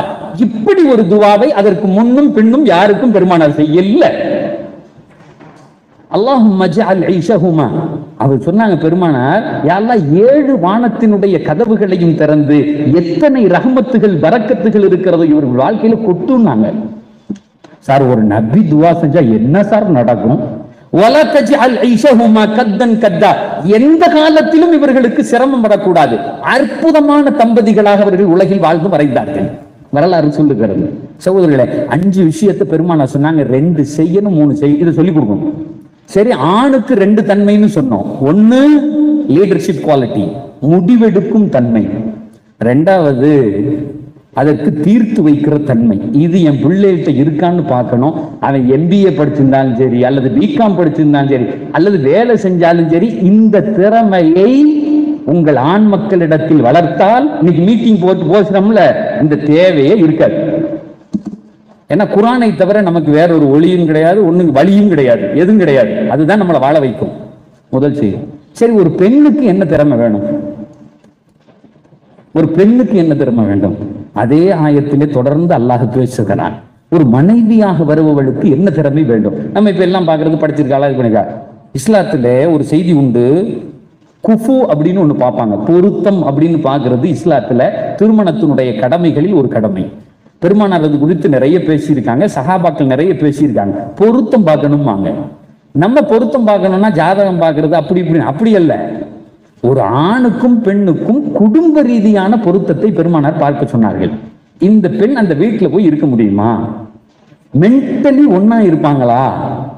அதுல படிப்பை கூட பெருமானார் சேர்க்கல, செல்வத்தை சேர்க்கல. சில நேரத்துல ஏழையா இருக்க பெண் பணக்கார வீட்டுல போய் இருந்துருவா. படிக்காத பெண் படித்த கணவன் கூட வாழ்ந்து விடலாம். ஆனால் அந்த குடும்பத்தினுடைய வித்தியாசம் இருக்குல்ல சார். அசல் பணக்காரனா இருக்கவனை பாருங்க, புதிய பணக்காரனா இருக்கவன, புதுசா உண்டானவனை பாருங்களேன். அசல் பணக்காரன் அவன் காசுலாம் போனாலும் கூட அந்த தன்மையிலிருந்து இறக்கவே மாட்டான் சார். நான் சொல்றது உங்களுக்கு, நீங்கள் எல்லாம் இந்த மெட்ரோபாலிட்டன் சிட்டி கோயம்புத்தூர்ல உட்காந்துருக்கீங்க, உங்களுக்கு தெரியும். அசல் பணக்காரன் என்னல்ல, அவன் எவ்வளவுதான் காசே இருக்காது சார், பங்களா மட்டும் இருக்கும். ஆனா அவன் பேசுற பேச்சு கேட்டீங்கன்னு வச்சு அரிசியே விலை கொடுத்து வாங்கிற மாதிரி பேசுவான். நான் சொல்றது அது ஒரு சிந்தனை இது. ஆனா ஒரு ஏழை எவ்வளவுதான் பணம் வந்தாலும் கூட சிந்தனை வராது, சிந்தனை வராது. இங்க நான் சொல்லல, குர்ஆன் சொல்லுகிறது. அல்லாஹ் நபி மூசா அலைஹிஸ்ஸலாம் அவர்களை ஆத்துல போட வச்சான், போச்சு. அந்த நேர அந்த படகு போய் எங்க நின்னுச்சு? ஃபிரௌன் வீட்டுல போய் நின்னுச்சு. ஃபிரௌன் வீட்டுல போய் நின்னுச்சு. பொண்டாட்டியும் புருஷனும் ஒரு சேரை போட்டு உட்கார்ந்து வேடிக்கை பார்த்துட்டே இருக்காங்க. ஒரு தட்டு வருது. அங்க போலீஸ்காரெல்லாம் நின்று இருக்கான். அரசர் உட்கார்ற இடத்துல என்ன தட்டு? வேகமா போய் தூக்கிட்டு வர்றான். பார்த்தா ஒரு ஆம்பளை புள்ள. ஆம்பளை புள்ள என்ன செஞ்சிருக்கணும்? ஃபிரௌன் ஊர்ல உள்ளவன ஆம்பளை புள்ளைய பூரா வெட்ட சொன்னவன் புள்ளைய பார்த்தா வெட்டுறாத சொல்லிருக்கணும்ல, சொல்லிருக்கணும்ல. ஆனால் குர்ஆன் அதை அழகாக வர்ணித்து காமிக்கும். ஒரு ரீல் ஓட்டுவான் அல்லாஹ், அது அப்படியே படம் போடுவான். அதுல என்ன தெரியுமா சொல்லணும்? புள்ளைய தூக்கிட்டு வந்த உடனே இந்த அம்மா ஃபிரௌனுடைய மனைவி இருக்காங்களே அண்ணா ஆசியா, அவங்க சொல்லுவாங்க, இது கால திம்ரஅத்து ஃபிரௌன் குர்ரத்து ஐனுன் லீ வலக். அந்த அம்மா சொல்லுவோம், ஏங்க என்ன அழகான பிள்ளைங்கன்னு முதல் வார்த்தையை சொல்லும். குர்ரத்து ஐனுன் லீ வலக் லா தக்துலூஹு, இந்த பிள்ளைய கொல்லாதீங்கன்னு சொல்லுச்சு. சார் ஒரு ஆம்பளை என்ன செஞ்சிருக்கணும்? ஃபிரௌன் எவ்வளவு பெரிய ஆளு, ஆயிரக்கணக்கான பிள்ளைகளை கொன்னவன் தானே. உடனே வெட்றா, இவளையும் சேர்த்து வெட்றான்னு சொல்லி இருக்கணும்ல. சார் குர்ஆன் சொல்லும், மண்டைய ஆட்டினான். சார் நம்மளை தரம் பிரிச்சு பாக்குறது அந்த இடம் தான். ஆம்பளைன்னா யாராலும் குர்ஆன் ஒரு வார்த்தையில சொல்லும். நீ என்னதான் வாய் பேசினாலும் கூட வீட்டுக்கார அம்மா சொன்ன உடனே மண்டைய ஆட்டுவேன்னு சொல்லுது குர்ஆன். நமக்கு இருக்குல்ல, பள்ளியாசில இருந்து வருவாங்க, பள்ளியாசை கட்டணும், அங்கே லுகர்ல பேசிடுவார். ஒண்ணு இல்லைங்க, வாங்க நம்ம வீட்டுக்கு வாங்க தந்துடுவாங்க. இங்க வந்து உட்கார்ந்து வீட்டுல தர்றதுக்காக வேண்டிய ரெடி ஆகிட்டு இருப்பார். ஒரு 1,00,000 ரூபாய் தர்றாங்க உள்ள இருந்து அப்படின்னு டக்குன்னு இவர் சுருதி கம்மியாகுமே. அங்கிட்ட அப்படிலாம் மிரட்டி காசை வாங்க முடியாது இல்ல. உடனே உள்ள போவாங்க, ஏங்க இப்போதைக்கு ஒரு 5,000 ரூபாய் தர்றேன் டோக்கன் மணியா, அப்புறமா இன்ஷா அல்லாஹ் அப்படின்னாரு. இது இவர் பேசல, அந்த நாக்கு பேசுது உள்ள இருந்து, திரைக்கு உள்ள இருக்குல்ல. அல்லாஹ் சொல்றான், இவ்வளவு பெரிய ஃபிரௌன் குர்ரத்து ஐனுன் லீ, இந்த பிள்ளைய கொல்ல வேணாம் அப்படின்னு சொன்ன உடனே மண்டைய ஆட்டினானே. ஒரு பெண் சொல்லுகிற போது ஒரு ஆண் அப்படியே கீழே விழுந்துருவான்னு குர்ஆன் சொல்லுது. சரி, ஒரு பெண்ணுக்கான 2 தன்மை என்ன? குர்ஆன் அழகா சொல்லும் சார். இன்னும் ஓப்பனா சொல்றேன், எந்த தாயும் தகப்பனும் தம் பொம்பளை பிள்ளைகளுக்கு சொல்லி கொடுக்காத தன்மை அது. நீங்க சொன்னாங்க செல்லமா வளர்க்கறத பத்தி எல்லாம் பேசினாங்கல்ல. அடுத்த வீட்டுக்கு பெண் போகுதுன்னா அந்த பிள்ளைய ரொம்ப செல்லமா வளர்க்கிறோம். சில செய்திகளை அது வாழ்வதற்கான செய்திகளை சொல்லித் தருவதில்லை. முதல் செய்தியாக குர்ஆன் செல்லும், சாலிஹாத்துன் கானிதாத்துன் ஹாஃபிதாத்துன் லில் கைப் அப்படின்னு பேசும். ஒரு பெண்ணுக்கான 2 தன்மை, ஆணுக்கு 2 தன்மை. லீடர்ஷிப் குவாலிட்டி, பணம் செலவழிக்கிறது, அந்த அம்மாவுக்கு சாப்பாடு கொடுக்கிறது, துணி வாங்கி கொடுக்கிறது, இது ஒரு ஆணுக்கான. ஒரு பெண்ணுக்கான தன்மை குர்ஆன் சொல்லும், சாலிஹாத்துன் கானிதாத்துன். கானிதாத் அப்படின்னு சொன்னா என்ன அர்த்தம்? இதை எந்த டிகிரியும் நமக்கு தர முடியாது, எந்த யூனிவர்சிட்டியும் நமக்கு சொல்லி தராது. 100% இன்றைக்கு குலா ஏற்படுவதற்கு இந்த ஒரு தன்மை மட்டும்தான் காரணம். 100%. அது என்ன தெரியுமா? குர்ஆன் சொல்லும், கானிதாத் என்று சொன்னார், உன் கணவனின் மீது மிக பிரியமாக இருக்க வேண்டும், அவனிடத்தில் பணிந்து நடக்க வேண்டும். சார் என்னைக்காவது நம்ம பிள்ளைகளுக்கு இதை சொல்லி கொடுத்துருமா? நான் உண்மையை கேட்கிறேன். ஏமா, உனக்கு கார் வாங்கி கொடுத்துருக்கேன், வீடு வாங்கி கொடுத்துருக்கேன், உனக்கு சட்டை வாங்கி கொடுத்துருக்கேன், உனக்கு புருஷன் வாங்கி கொடுத்துருக்கேன்னு அத்தா சொல்றாரு. அப்ப அந்த அம்மா பிரிட்ஜ் மாதிரி தானே அவனையும் சேர்த்துக்குது. கார்ல போறது மாதிரிதான் அந்த ஆளையும் சேர்த்து சொன்னா கேட்கணும். காரை ஸ்டார்ட் பண்ணி ஓட்டினா ஓடுது இல்ல, நீயும் ஓடுறான்னா அவன் ஓட மாட்டேங்கிறானே, பிரச்சனை வருத. ஆனால் குர்ஆன் வேறொன்றை சொல்லுகிறது, கணவனின் மீது அளவிட முடியாத பிரியத்தோடு இருக்க வேண்டும், பணிந்து நடக்க வேண்டும். உடனே சில பேர் கேட்கலாம், அப்ப என்ன குர்ஆன் ஆணாதிக்க சிந்தனையை தூண்டுகிறதா, பொம்பளை மட்டும்தான் அப்படி பணிஞ்சுக்கிட்டு போகணுமா அப்படின்னு கேட்கலாம். ஒரு கம்பெனி இருக்கு, குடும்பம் அப்படிங்கிறது அதுவும் ஒரு கம்பெனி தான். குடும்பம் இருக்கிறது அது என்னது, அதுவும் ஒரு கம்பெனி, சிஸ்டமைஸ்டு கம்பெனி. அதுல ஒரு பொறுப்பாளர், கீழே உள்ளவர், பிள்ளைகள் எல்லாம் இருக்காங்க. ஒருத்தன் சொல்றான், சார் நான் துபாயில இருக்கும்போது என்கிட்ட ஒருத்தன் சொன்னான், எப்ப பார்த்தாலும் இதை சொல்லிக்கிட்டே இருப்பான், சார் என் மேனேஜர் ஒரு லூசு சாருமா. நான் என்னடா இப்படியே சொல்றானே, இல்ல ஏன்டா இப்படி சொல்ற, ஒரு இடமும் தெரியாது சார். நிறைய பேர் தங்க மேல உள்ளவங்களை இப்படித்தான் சார் நினைச்சு வச்சிருக்காங்க. கடை ஓனர்கள் யாரும் கம்பெனி ஓனர்கள் இருந்தா கோச்சிக்க வேண்டாம். உங்க கீழே இருக்கவே பூரா என்ன நினைச்சு வச்சிருக்கான் தெரியுமா, அந்த பையன் சொல்றான், எங்க மேனேஜர் ஒரு லூசு, எதுவுமே தெரியாது சார், எதுவுமே தெரியாது, நான் தான் எல்லாம் சொல்லி கொடுக்கணும். ஆனா அந்த ஆள் என்ன செய்வான்னா பேரை வாங்கிட்டு போயிடுவான் சார். இது பல இடத்துல நடக்கும். இப்படி கேட்டுக்கிட்டே இருந்தான். ஒரு நாள் திடீர்னு நான் சொன்னேன், நான் ஒரு கேள்வி உன்கிட்ட கேட்கட்டுமான்னு. கேளுங்க சார். நான், நீ உன் மேனேஜர் இடத்தில் இருந்து உன் மேனேஜர் உன் இடத்தில் இருந்தால் என்னடா நடக்கும்னு. சரியான கேள்வி தானே. எல்லாம் மாத்திட்டான், பொசிஷன் மாத்திட்டான், திடீர்னு உன்னை மேனேஜர் ஆக்கிட்டாங்க. உனக்கு கீழே வேலை செய்யறால உன் மேனேஜர் போன உடனே அவன் சொன்னா, அல்லாஹ் பாதுகாக்கணும், அதுக்கு நான் இந்த வேலையை செஞ்சிருவேன். ஏன் தானே அந்த ஆள் தான் வேலையை செய்ய மாட்டானே. நான் சொல்றது புரியுதா சார்? இவனை வச்சு எப்படி சார் வேலை வாங்க முடியும்? விளங்காத ஆளு. ஒரு வேலையை அவன் செஞ்சான்னா நான் 9 தடவை அதை பார்க்கணும். அவன் வேலை வேலை செய்யணும். நான் சொன்னேன், அதனாலதான் அல்லாஹ் அந்த ஆளு மேனேஜரா வச்சிருக்கான், உன்னை கீழே வச்சிருக்கான். சார் சில பேருக்கு சில குவாலிட்டிகள் உண்டு. மேனேஜரா இருக்கவனும் வேலை செய்கிறவனும் முதலாளிங்கிற ஒரு அந்தஸ்துல இருப்பான். அவர் வேலையை சொல்லுவார், இவர் கேட்கணும். 2 பேரும் ஒண்ணுதான். ஒரு குடும்பத்துக்கு தலைவராக இருப்பவர் ஒரு வண்டியை லீட் போன்ற ஒரு ஆண், ஒரு பெண்ணும் சேர்ந்து போகணும். அந்த பொம்பளை சொல்றா, நிறைய குடும்பங்கள் இன்னைக்கு கேட்கப்படுது, நீயும் சம்பாதிக்கிற நானும் சம்பாதிக்கிறேன், நீ சோறாக்கு நான் ரசம் வைக்கிறான். அப்படிலாம் முடியாது சார். யதார்த்தத்தை புரிஞ்சுக்கணும், முடியாது. ஆணுக்கென்று சில குணங்கள் உண்டு, அதை ஒரு பெண்ணால செய்ய முடியாது. ஒரு பெண்ணுக்கென்று சில குணங்கள் உண்டு, அதை ஆணால் செய்ய முடியாது. குர்ஆன் அழகா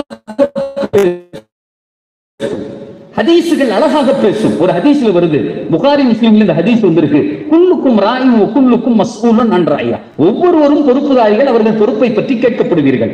அல்லாஹ் பெருமானார் சொல்லிட்டாங்க. சொல்லிட்டு சொல்றாங்க, ஒரு ஆண் பொறுப்புதாரி குடும்பத்தை பற்றி கேட்கப்படும். அப்ப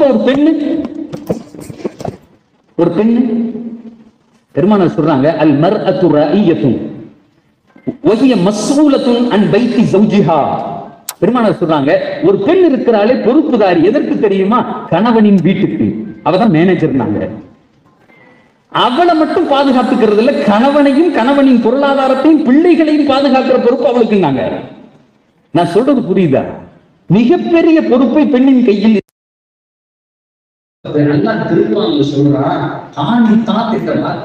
கணவனோடு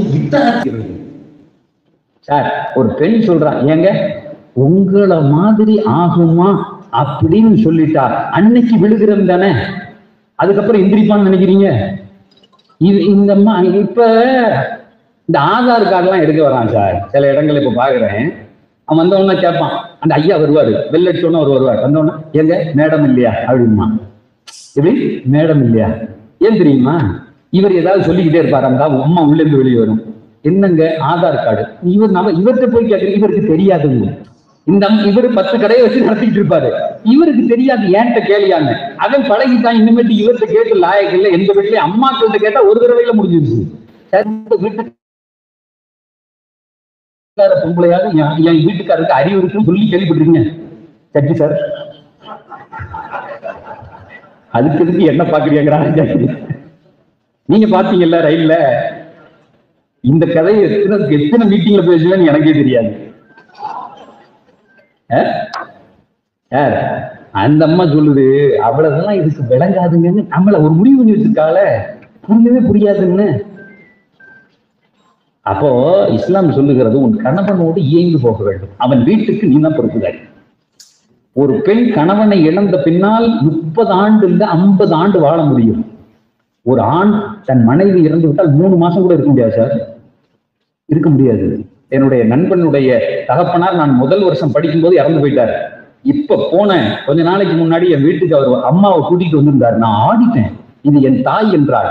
கிட்டத்தட்ட 30 வருஷத்துக்கு முன்னாடி இறந்த செய்தி. 2001 நடந்தது, 25 வருஷம் ஆகுது. அந்த அம்மா நல்லா நடக்குது, நல்லா இருக்கு, அது பாட்டுன்னு சொல்லிட்டு நல்லா இருக்கேன் தான். 25 ஆண்டுகள் ஒரு பெண்ணால் கணவன் இல்லாமல் லீட் பண்ண முடியுது. ஒரு ஆம்பளை இருந்துருவான்னு நினைக்கிறீங்க? விட்ட கபரையே வெட்டி உள்ள போய் படுத்துக்குவான் சார். அவன் இருக்க முடியாது. ஒரு டீ வாங்க முடியாது. நமக்கெல்லாம் டீ குடுக்காட்டி நடக்கவே நடக்காது. மேடையில வந்து அது இது கூட்டான். சில பேரெல்லாம் பார்த்தேன், நான் டீ குடிக்க என்னையே பார்த்துக்கிட்டு இருந்தாங்க. எங்களுக்கு எல்லாம் எப்படியா தருவீங்க டீ? நிறைய கூட்டம், ஒரு கூட்டத்துக்கு போய் உட்காந்துருக்கேன். ஒரு டம்ளர்ல கொண்டு வந்து டீ வச்சுட்டாங்க. எனக்கு மற்றவங்களுக்கு எல்லாம் சொன்னேன். முன்னாடி உட்காந்து ஒரு எட்டி பாக்குறாரு. நான் உடனே சொன்னேன், அந்த டீயை தூக்கி இப்படி ஊத்துனேன். உனக்கு கொடுத்தான்ல டீ, அதை தாயா இப்படி வச்சிருக்கான், ஏயா இப்படி பாக்குற அந்த டீயை? டீங்கிறது நமக்கு சார் ஒரு 2 பேர் தண்ணி அடிச்சுட்டு பஸ்ல பேசிட்டு போறான் சார். கொஞ்ச நாளைக்கு முன்னாடி நான் பஸ்ல உட்காந்துருக்கேன். ஒருத்தன் சொல்றான், மாப்பிள்ள ஏன்டா இப்படி குடிச்சு உடம்ப கெடுத்துக்கிறேங்கிறான். அவனும் சாராயம், இவனும் சாராயம். உடனே அவன் இன்னொருத்தனை பாக்குறான், அதாடா மாப்பிள்ள இந்த டீ கடைக்காரங்க எல்லாம் ஒழுங்கா போட்டா நம்ம ஏன்டா டாஸ்மார்க்கு போறோம்? நானே டீ கடைக்காரங்க எல்லாம் சார் நம்ம நினைச்சது அப்படி சொல்றான். ஆனா நம்மளும் எத்தனை கடையில போய் டீ குடிக்க போய் 1 ரூபாய் ஒழுங்கா போட்டு ஏதாவது டீ கடை பாத்துருக்கீங்களா சார்? எத்தனை டீ கடைப்பா? அப்ப பெருமானார் சொல்றாங்க, பெண்ணுக்கு முதல் குணம் இருக்கிறதை இயந்து போ. ஏமா உன் புருஷன் கூட நீ இயந்து போ.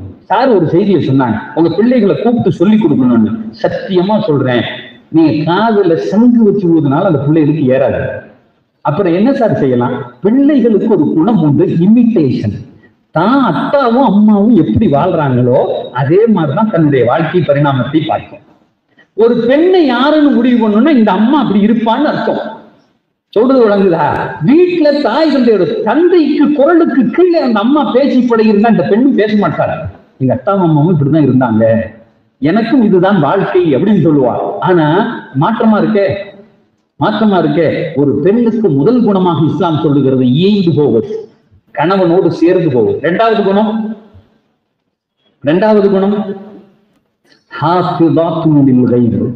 எனக்கு முன்னாடி பேசின ஏதோ ஒரு அஜர்த்து சொன்னாரு, சார் நான் வந்து அதிகப்படுத்தி சொல்லல, இன்னைக்கு போன்கள் வந்த பின்னால் தலாக்குகள் நிறைய ஆகிறது அல்லது குலா ஆகிறது அப்படின்னு. இவர் கணவர் கடைக்கு வேலைக்கு போயிடுறாரு. இந்த அம்மா சமைச்சிட்டு பிள்ளைகளை ஸ்கூலுக்கு அனுப்பிடுது, சும்மா உட்காந்துருக்கு. இப்ப என்ன சார் செய்யறாங்க? நீங்க யாராவது சொல்லுங்களேன். என் வீட்டு அம்மா குரான் ஒரு அஜர்த்து ஏதாவது சொல்லுங்களேன் பார்ப்போம். அப்படி ஏதாவது செய்யுது. உடனே போனை தூக்கும், தான் தங்கச்சிக்கு போனை போடும், இல்லைன்னா தான் அம்மா வீட்டுக்கு போனை போடும். அந்த அம்மா கேட்கும், காலையில என்ன சாப்பாடு? இதுதான் பேசுறாளுங்க. என்ன சாப்பாடு? எங்க வீட்லயா பூரியும் தோசையும். பூரிக்கு என்ன வச்ச? கூட்டு வச்சேன். தோசைக்கு சாம்பாரும் சட்னியும் வச்சேன். அதே அப்பா சரவணபவன் சாப்பாடு மாதிரியே உங்க வீட்டுல வேலையாகிறாங்களேன்னா உடனே அந்த அம்மாவுக்கு நல்லா இருக்க மனசு கூட கொஞ்சம் கெட்டு போகுது. உண்டா இல்லையா? என்னமோ இவன் பெரிய வேலை செஞ்சிட்ட மாதிரி அங்கிருந்து சொல்லி கொடுக்கறது. நல்லா ஆக்குறோம் பிள்ளைகளை என்ற பேரில பல நேரத்துல கெடுப்பதே பெற்றவங்க தான், கூட பிறந்தவங்க தான். அதனாலதான் ஒரு வீட்டுல சொன்னேன், உங்க வீட்டுல பிள்ளைகளுக்கு போன் வாங்கி கொடுத்தா சாதாரண பட்டன் இல்ல வாங்கியே கொடுக்காத. இன்னைக்கு இந்த பெண் பிள்ளைகள் நிறைய நேரங்களில் தவறுவதற்கு காரணம் தாய் தந்தை தான். தப்பா சொல்லி கொடுக்கறது. உன் புருஷன் அப்படி செய்யு இப்படி செய்யு, அவன் விட்டுட்டு போயிடுவான் சார். வாழ்க்கை உடனே முடிஞ்சு போயிடும், விட்டுட்டு போயிடுவான். நாயகம் ஸல்லல்லாஹு அலைஹி வஸல்லம் வீட்டுல ஒரு நாள் அன்னை ஆயிஷாவுக்கும் பெருமானாருக்கும் சண்டை. திடீரென்று அபூபக்கர் உள்ள வந்துட்டாங்க. மகருக்கு வீடு தானே, உள்ள வந்துட்டாங்க. பார்த்து ஏதோ எதிர்த்து பேசிட்டு இருக்காங்க. கோவம் வந்துருச்சு. அபூபக்கர் தான் அடிக்க கையை வாங்கினாங்க. ஓடி போய் பின்னாடி ஒளிஞ்சுக்கிட்டாங்க. ஒளிஞ்ச இடம் தெரியுமா? ரசூலுல்லாஹ்வுக்கு பின்னாடி. உடனே ரசூலுல்லாஹ் 2 கையையும் தூக்கிட்டு இருந்தாங்க. இப்ப அடிக்க விட்டுருக்கணும்ல. இப்ப நம்மளா என்ன செய்வோம்? நம்மளால முடியலடா, அவங்க அப்ப என்ன சாஸ்திரா நல்லா போடியாட்டம் அப்படின்னு சொல்லுவோம். சொல்லுவோம்லங்க. நான் சொல்றது உண்மைதானே? அவங்க அப்பா தானே அடிக்கிறாரு. ஒரு கணவன் மனைவி இப்படி கதவு பக்கத்துல உட்காந்து பேசிட்டு இருக்காங்க. நண்பர் வர்றாரு, நண்பர் பார்த்துட்டாரு. நான் கூட்டாளி வர்றான், மதியானம் பிரியாணி ஆக்கிறேன் அப்படின்னு செஞ்சுட்டாரு. அந்த அம்மா சொல்லுது, டெய்லி ஆக்கி போடுறேன், உனக்கு ஆக்கி போட்டே நான் பாலா போனேன், உனக்கு மட்டும் இல்லை இப்போ கூட்டாளிக்கு மண்ணோன்னு இவர் சொல்றாரு, வேற என்னதான் செய்யறது நீயே சொல்லுப்பா. ஏன்னா நமக்கு ஐடியாலாம் பொதுவாக அம்மா கிட்ட தான் கேட்போம். உடனே அந்த அம்மா சொல்லுது, ஒண்ணும் இல்லை, நீங்க என்ன அடிக்கிற மாதிரி அடிங்க, நான் அழுகிறது மாதிரி அழுகிறேன், சண்டைன்னு நினைச்சு உங்க நண்பர் போயிடுவாருன்னு. இந்த அளவுக்கு ஒரே சந்தோஷம். வாழ்க்கையில செய்ய முடியாத ஒண்ணு என் பொண்டாட்டியே எனக்கு அமைச்சு தந்துட்டாளடா, இன்னைக்கு சாட்சி எடுக்க வேண்டியதான் முடிவு பண்ணிட்டான். நல்லா வச்சு இறுக்கி எடுத்துட்டாரு. அடி வாங்கிக்கிட்டே அழுதுகிட்டே சொல்லுது, பார்த்த கொஞ்சம் மெதுவா நல்லா எனக்கு கிடைச்ச அந்த சந்தர்ப்பத்தை எப்படி விடுறது. உடனே நண்பர் வந்தாரு, பெல் அடிச்சா, நீங்க பார்த்தா ஒரே கலவரமா இருக்கு, சண்டையா கிடக்கு. சரி சரி அப்படின்ட்டு அவர் போயிட்டாரு. போய் முடிஞ்ச உடனே இந்த அம்மா கேட்டுச்சு, எங்க லேசா அடிங்கன்னு சொன்னேன், இல்ல எனக்கு முன்ன பின்ன அடிச்சு பழக்கம் இல்லைன்னு அந்த ஆளு, இதுவரையும் அடிச்சிருந்தா தெரியும், அடிக்கல இல்ல கொஞ்சம் நல்லா சாட்டிட்டேன் அப்படின்னா. உடனே ரெண்டு பேரும் பேசிக்கிட்டே சிரிச்சுக்கிட்டே உட்காந்துருக்கா. திரும்ப காலிங் பெல் அடிக்குது, யாரும் வந்திருக்காங்க போகுதுன்னு போய் ஒரு திறக்கிறாரு. இந்த அம்மா சிரிச்சுக்கிட்டு இருக்கு. பார்த்தா நண்பர் நிக்கிறாரு. இந்த அம்மாக்கு சாக்கு, அடி வாங்கினதே இந்த பயலுக்கு தானே சோறாக்கி போடக்கூடாதுன்னு திரும்ப வந்து நிக்கிறாங்கடா. உடனே அவர் சொன்னாரு, நீங்க ரெண்டு பேரும் பேசினதை முன்னாடியே கேட்டுட்டேன், அதனால நீங்க அடிக்கிற மாதிரி அடிச்சுங்க, அது அழுகிறது மாதிரி அழுதுச்சு, நானும் போனது மாதிரி போனேன், இப்ப வந்தது மாதிரி வந்துட்டேன். அவன் எப்படி இருப்பான் பாருங்க குடும்பத்துல. சகோதரர்களை, பெருமானார் குர்ஆன் சொல்லுகிறது, அடங்கி போக வேண்டும், பிள்ளைகளுக்கு சொல்லித்தர வேண்டும். இப்ப ஒரு பெண் தன்னுடைய கணவனோடு அடங்கி அப்படிங்கிற வார்த்தைக்கு அவன் சொல்றதெல்லாம் கேட்டுல சார், அந்த குடும்பத்தை லீட் பண்ற அந்த திறமை அந்த பெண்ணுக்கு வேணும். புருஷனை ஏத்துக்கணும், ஒத்துக்கணும். இரண்டாவது குர்ஆன் சொல்லுகிறது, ஹாஃபிதாத்துன். இந்த செய்தியை சொல்லி என்னுடைய உரைக்கு நான் திரையிடுகிறேன். ஹாஃபிதாத்துன், தன் கற்பையும் தன் பிள்ளைகளையும் தன்னுடைய கணவனின் பொருளாதாரத்தை ஒரு பெண்ணுக்கு பாதுகாக்க தெரியணும். அந்த அறிவு வேணும். திடீர்னு கணவன் இல்ல, யாராவது ஒருத்தன் வர்றாங்க, ஏதாவது கேட்கிறாங்க, ஒரு மெசேஜ் இங்கிலீஷ்ல இருக்கு, அதை படிக்கிறதுக்கு அந்த பிள்ளைக்கு தெரியணும். யாராவது பேசுறாங்க, இங்கிலீஷ்ல பதில் சொல்ல தெரியணும். அல்லது ஏதாவது ஒரு இடத்துக்கு திடீர்னு கணவன் இல்லாம போக வேண்டியது இருக்கு, அந்த பெண்ணுக்கு லீடு பண்ண தெரியணும். ஐயோ புருஷன் வரணும் சொல்லக்கூடாதுன்னு குர்ஆன். ஹாஃபிதாத்துன், தன்னையும் தன் குழந்தைகளையும் பொருளாதாரத்தையும் பாதுகாப்பதோடு புருஷனையும் சேர்த்து பாதுகாக்கணும் குர்ஆன். இப்ப இந்த தன்மையை, இந்த குவாலிட்டியை யார் கொடுத்தா? குர்ஆன் தானே தந்துச்சு. உங்க பிள்ளைகளுக்கு என்றைக்காவது நாம் இதை சொல்லி கொடுத்துருக்கோமா? அல்லது அந்த பெண்ணுக்கு அந்த குணம் இருக்குதான்னு பார்த்திருக்கோமா? நாம் குர்ஆனுக்கு மாறு செய்கிறோம். சகோதரர்களே, இத்தனை பிரச்சனைகளுக்குமான தீர்வு ரெண்டு விஷயத்துல அல்லாஹ் அடக்கிட்டான். மூணாவது ஒரு விஷயத்தை சொல்லி முடிக்கிறேன். ரெண்டு பேருக்கும் சேர்த்து ஒரு கடமையை குர்ஆன் சொல்லுகிறது. ஒன்னாவது குழந்தை வளர்ப்பு. நிறைய நேரத்துல அத்தா சொல்லுவாரு, நீ தான் கெடுத்தேன் பாரு பிள்ளைய, அந்த அம்மா சொல்லும், நீ தான் செல்லம் கொடுத்து கெடுத்தேன். குர்ஆன் சொல்லுகிறது ரெண்டு பேருக்கும் பங்கு உண்டு. குழந்தை வளர்ப்பில் ரெண்டு பேருக்கும் பங்கு. ரெண்டாவது விஷயம், ரெண்டு பேருக்கும் என்ன பொறுப்பு அப்படின்னு சொன்னா, குர்ஆன் சொல்லுகிறது, ஒரு கணவன் தன் மனைவியை யாரிடத்திலும் விட்டு கொடுக்க கூடாது. சார் இதை எங்க பிள்ளைகளுக்கு சொல்லிக் கொடுக்கணும் சார். கணவனுக்கு எல்லாத்தையும் விட்டு கொடுக்கணும், தன்னையே விட்டு கொடுக்கணும். கணவனை யாராவது வந்து புருஷனை பத்தி சொன்னா உடனே சொல்லணும், என் புருஷனுக்கு ஆகுமான்னு கேட்கணும். ஒரு மனைவி செய்யணும். ஒரு கணவன் என்ன தெரியுமா செய்யணும், என் மனைவிக்கு ஆகுமாயான்னு கேட்கணும். என் மனைவியை விட வருமா? அத்தை அம்மா பேசினாலும் கூட எதிர்த்து பேசக்கூடாது தானே தவிர, ஆனால் மனதில் மனைவிக்கென்று ஒரு தனி இருக்கை இருக்கணும். என்றைக்கும் என் மனைவி எனக்கானவள். அழகா குர்ஆன் சொல்லும் சார். கல்யாணம் முடிச்ச அன்னைக்கு நினைக்கணும், இவளை தவிர வேறொரு அழகையே இல்லைன்னு நினைக்கணும் குர்ஆன் சொல்லுங்க. அடுத்த பெண்கள் எல்லாம் வயதுக்கு மூத்தவர்களாக இருந்தால் தாய், சின்னவளா இருந்தா சகோதரி. இதை ஒரு பயான்ல பேசணும்னா ஒருத்தர் வந்து கேட்கிறாரு, அதற்கு நீங்க சொல்றதெல்லாம் நல்லா இருக்கு, ஆனா கல்யாணம் முடிச்ச பின்னாடி தானே ஒருத்தையை பார்த்து வேற ஒருத்தையை பார்த்த உடனே தப்பு பண்ணிட்டோமா தான் தோணுதுன்னு நான் சொல்றது. இன்னொருத்தி கொஞ்சம் வெள்ளையா இருந்த உடனே கொஞ்சம் ஃபாஸ்டா கல்யாணத்தை முடிச்சுட்டோமோ, இப்ப நல்லா இருக்காள அப்படின்னு தோணுதுங்களாம். நான் சொன்னேன், அல்லாஹ்வுக்கு பயந்து அப்பெல்லாம் பார்க்க கூடாது. சகோதரர்களே, இதுதான் இன்றைக்குள்ள தலாக்குக்கான தீர்வு. நான் தலாக்கு பத்தியே பேசல, ஏன்னா உங்களுக்கு எல்லாருக்குமே தெரியும் எதுக்கு எதுக்கெல்லாம் தலாக்கு நடக்குது. நீங்க பொறுப்பில் இருக்கிறீர்கள். அதே செய்திகளை நான் திரும்ப பேசுறதுக்கு வரல. சொல்யூஷன் என்ன குர்ஆன் தருகிறது. ஒரு சமுதாயத்திற்கு மட்டும் இந்த தகவலை கொடுத்து வளர்த்து நீங்கள் கல்யாணம் பண்ணி வைத்தால் அடித்து சொல்லுகிறேன், சஹாபாக்கள் காலத்துல எப்படி வாழ்ந்தாங்களோ அப்படி அருமையா வாழ்வாங்க. தலைமுறை தலைமுறையாக மிகச்சிறந்த குழந்தைகளை இந்த சமுதாயத்திற்கு, இந்தியாவுக்கு சார் இன்றைக்கு பிரதமர்களும் முதல்வர்களும் தேவை. யாரு பெற்றுக் கொடுக்கிறது? நீங்களும் நானும் தான் பெற்று தரணும். இந்த இந்தியாவினுடைய அந்த ஜனநாயகத்தினுடைய கல்ல வளர்த்தமே நம்முடைய மூதாதையர்கள் ரத்தத்தை கொட்டி. இன்னைக்கு எங்க சமுதாயத்துல ஆள் இல்லையே, ஐஏஎஸ்கள் இல்லையே, எந்த ஒரு ஜட்ஜி போயிட்டாரு, அடுத்து யாரு இருக்கா தேடுறான இல்லையே. ஐஏஎஸ்கள் எத்தனை பேர்? யாரு பெப்பா? நீங்க தான் பெக்கணும். கல்யாணம் முடிஞ்சவனா அந்த பையனுக்கு சொல்லணும், அப்பா நீ பெற்கிற பிள்ளை இந்த நாட்டினுடைய சட்டங்களை எழுதுகிறவர்களாக வளர வேண்டும். பாலிசி மேக்கர்ஸ், எங்களுக்கு அரசியல்வாதிகள் கூட தேவையில்லை, பாலிசி மேக்கர்ஸ். அல்லாவுக்கு பயந்து அவர் சட்டத்தை எழுத வேண்டும். அந்த பிள்ளைகள் எங்களுக்கு தேவை. நீங்கள் உங்கள் மனைவியோடு சேருகிற போது இந்த நீயத்தில் சேர்த்தால் கண்டிப்பாக இந்தியாவினுடைய ஜனநாயகத்தை அடுத்த கட்டத்திற்கு கொண்டு போகிற குழந்தைகள் இன்ஷா அல்லாஹ் நம்முடைய ஊரில் இருந்து, கோயம்புத்தூர்ல இருந்து உருவாகி வருவாங்க சார். 1 இல்ல 2 இல்ல, எங்கள் அல்லாஹ் அதை தருவான். ஆக இந்த நேரத்தில் கவுன்சிலிங் அப்படிங்கிறது ஒரு முக்கியமான பணி இந்த சமூகம் செய்ய வேண்டும். இதை கவுன்சிலிங் அப்படிங்கிறது சண்டைக்கு பின்னாடி செய்யறது, அதுக்கு தான் கவுன்சிலிங் சொல்லுவாங்க. அல்லது கவுன்சில் அப்படின்னா அட்வைஸ் பண்றது, கைடன்ஸ் சொல்லலாம். கல்யாணத்துக்கு முன்னாடி அந்த பிள்ளைகளை கூப்பிட்டு உட்கார வச்சு பேசுறது. ஒரு ஊர்ல போயிருந்தேன், இதே மாதிரி கேட்டாங்க, நாங்க கவுன்சிலிங் செய்யறோம்னு. ரிசல்ட் என்னன்னு கேட்டேன், தெரியாத சொன்னாங்க. நிறைய நேரத்துல நம்மள்ட்ட என்னன்னா கூப்பிட்டு உட்கார வச்சு பேசிட்டு அனுப்பி விடுறது, நீங்க போய் ஏதாவது செய்யுங்க. 10ஆவதுலயும் 12ஆவதுலயும் முதல் மார்க் எடுத்த 3 மார்க் எடுத்த மாணவர்களை பட்டியலிட்டு 25 வருஷம் கழிச்சு தேடுறான் ஒரு பத்திரிக்கை. 10th 12th ஃபர்ஸ்ட் மார்க் ஸ்டேட்ல 3 பேரை 25 வருஷம் கழிச்சு ஒரு பத்திரிக்கை தேடி அதை ஒரு ரிசல்ட்டா போட்டான். நாங்க இவங்கெல்லாம் தேடி போனோம். முதல் மார்க் கிட்டத்தட்ட 600க்கு 599 மார்க் எடுத்த பிள்ளைகள். ஒரு பெரிய கம்பெனி ஓனரா இருக்கணும்ல, அல்லது பயங்கர ஜாம்பவானா இருக்கணும்ல, அவன் 25 வருஷம் கழிச்சு தேடி ரிசல்ட் போடுறான் சார். ஒரு பய கூட உருப்படியான வேலையில இல்லை. எல்லாம் என்ன செய்யறான்னா வேற ஒருத்தனுக்கு கீழே வேலை செஞ்சுக்கிட்டு இருக்கான். அதை தவிர ஒண்ணும் நம்பர்கள் எங்களுக்கு தேவையே இல்லை, வாழ்க்கை தான் தேவை. நீங்க இந்த கவுன்சிலிங் நடத்தி முடிச்சுட்டு ஒரு 3 வருஷம் கழிச்சு அந்த தம்பதிகளை திரும்ப கூப்பிடுங்க. படிச்சுட்டு போனீங்கல்ல, என்ன நடந்துச்சுன்னு கேளுங்க. அவங்க சில பிரச்சனைகளை சொல்லுவார்கள். அதுதான் அடுத்த உங்க கவுன்சிலிங்கினுடைய ஆரம்பமாக இருக்கும். இந்த நல்ல செய்தியை இங்கே சொல்லிக்கொண்டு இந்த மேடையில இருக்கிற அதர்ஸ்மார்கள் அந்த பெரியத்தை பார்த்த உடனே துவாவுல் அமான்லாத்து எனக்கு உள்ளம்லாம் புரிச்சு. அவங்க சொன்னாங்க, உங்க அத்தாவும் நானும் ரொம்ப கூட்டாளிப்பா. இதே மேடையில வந்து உங்க அத்தா பேசிட்டு போனாருப்பா.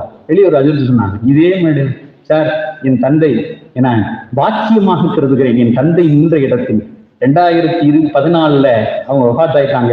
அல்லாஹ் என் தந்தையினுடைய மண்ணறையை சுவனத்தினுடைய பூஞ்சோலையாக ஆக்கி தர வேண்டும், ஒளிமிக்கதாக அல்லாஹ் ஆக்கி தர வேண்டும்.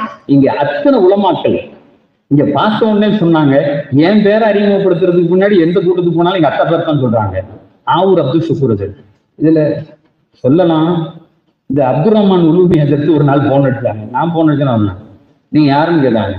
அப்துல் ஷுக்கூர் பையன். அப்துல் ஷுக்கூர் பையன் இருக்கானான்னு கேட்டாரு. எனக்கு யாருன்னே தெரியாது, அடையாளம் இல்லை. என் தந்தையை தெரியும். ஈரோடு மாநாட்டுல தேசிய ஒற்றுமை மாநாட்டுல எடுத்த உடனே தான் சொன்னேன், என் பேருக்கு முன்னாடி ஆவூர்னு போடுங்கன்னு சொன்னேன். எதுக்கு தெரியுமா? அப்துல் ரஹ்மான் ஒருத்தர் என்ன கேட்டாரு, இப்படி ஒரு பிள்ளை இருக்காரான்னு. என் தகப்பனினுடைய வாரிசாக இன்றைக்கு இந்த மேடைகளில பேசுகிறேனே, இந்த வார்த்தைகளுடைய அத்துணை நன்மையும் என்னுடைய தகப்பனாருக்கு போய் சேரும். உங்கள் ஊர்ல வந்து 2ஆ கலந்து இந்த ஊர்ல இருக்கக்கூடிய எல்லா உலமாக்களுடைய இதயத்தில் இடம்பெற்றவர்கள். கிட்டத்தட்ட 50 ஆண்டு காலங்கள் தமிழகம் முழுக்க அல்லாஹ் அல்லாஹ் ரசூல்லா என்று பேசியே தன்னுடைய வாழ்க்கையை முடித்தவர்கள் என் தந்தை. இந்த நேரத்தில் நீங்கள் எல்லாம் என் தந்தைக்கு துவா செய்ய வேண்டும். என்னை அழைத்து என் தந்தை இடத்தில் வைத்து என்னை பார்த்து, நான் ஒண்ணு சின்ன பையன் தான், பெரிய இல்ல, இவ்வளவு பெரிய பொறுப்புகள்லாம் கொடுத்து பேச சொல்ற அளவுக்கு இல்ல.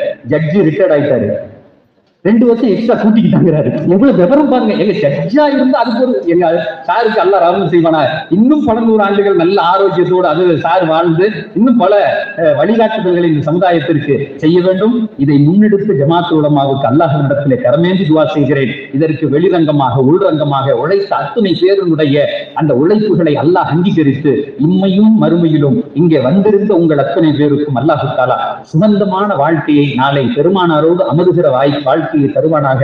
வஆகிரு தஅவானா அனில் ஹம்துலில்லாஹி ரப்பில் ஆலமீன். அஸ்ஸலாமு அலைக்கும் வரஹ்மத்துல்லாஹி வபரகாத்துஹு.